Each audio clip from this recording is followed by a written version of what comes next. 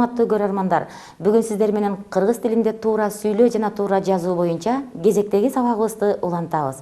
Бүгүн адат өткөн чактын чу жана чү мүчөсү боюнча кетирилген каталар жөнүндө сүйлөшөбүз. Адат өткөн чак өзү эле айтып жаткандай өткөн чак, демек кыймыл аракеттин бүтүшү, ал эми адатка айланышы, анын бир нече жолу кайталанышы, анын эки гана формасы бар. Чу жана чү деген. Муна мисал айта турган болсок, жаз чу. Демек ишти бир нече жолу жаз чу. Же болбосо иш те чү. Демек ишти көп жолу аткарчу деген учур. Бул биринчи учуру, негизги формасы. Мунун башка формасы жок. Бирок жаштардын арасындагы ката кетип жаткан нерсе, ушул чу чү мүчөсүн алар кандай формада жазышат? Жаз чы дешет. Же көптүк санда жаз чыбыз дешет. Жаз чыбыз деп. Бизде бул форманын чы деген же чи деген формасы жок болгондугуна байланыштуу биз мындай учурду кетирбешибиз керек. Дагы сүйлө. Сүйлөчү. Мынакей, бул дагы. Үчүнчү учурда биз ушул адат өткөн чактын ичинде өтө жаштардын арасында кетип жаткан каталардын бири жазчык. Бул к формасынын же окучук.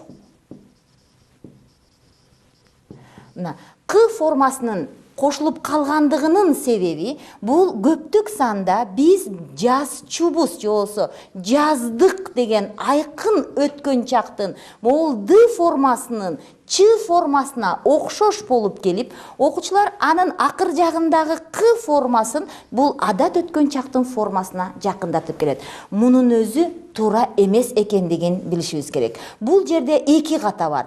Ч деп чуу мүчөсүн чыга айландырып, жана айкын өткөн чактын көптүк санынын биринчи жагы боюнча к формасын бул жакка кошуп жазганда. Демек, бул учурлардагы жазууларга биз эч качан жол бербешибиз керек. Дагы бир нерсе, эгерде сөздүн ичинде эринчил о жана у тууштары келсе, анда уну сакташат. Эгерде ачык үндүлөр, эринсиз эмес үндүлөр келип калганда, анда дайыма ы же и формасына өткөрүп жазышат. Бул биздеги эң чоң ката болуп эсептелет. Мына биз сиздер менен адат өткөн чактын сүйлөө эречиндеги келген учурларына токтодук. Башка бир да учурга жол бербешибиз керек. Дагы бир учурга, төртүнчү учурга көңүл бөлүп коюшубуз керек.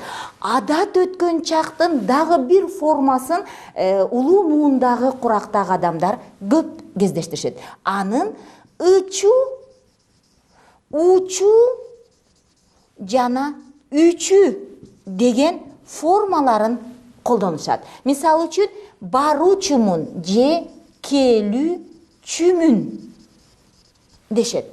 Мындай формага жазууга биз жол бербейбиз. Кыргыз тилинин жазуу эрежелеринин 31-чи параграфы боюнча бул абдан так жазылган. Урматтуу көрөрмандар, дагы бир жолу кайталайм, адат өткөн чактын, демек кыймыл аракеттин бир нече жолу кайталанышында эки гана форма бар. Чу жана чү.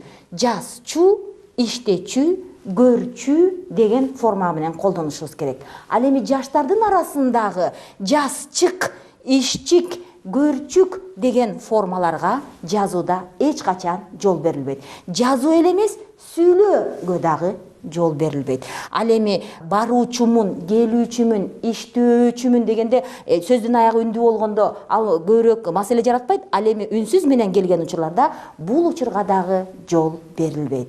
Бүгүн сиздер менен айкын өткөн чактын чу жана чү формасына токтолдук. Туура жазалы жана туура сүйлөйлү. Саламатта калыңыздар.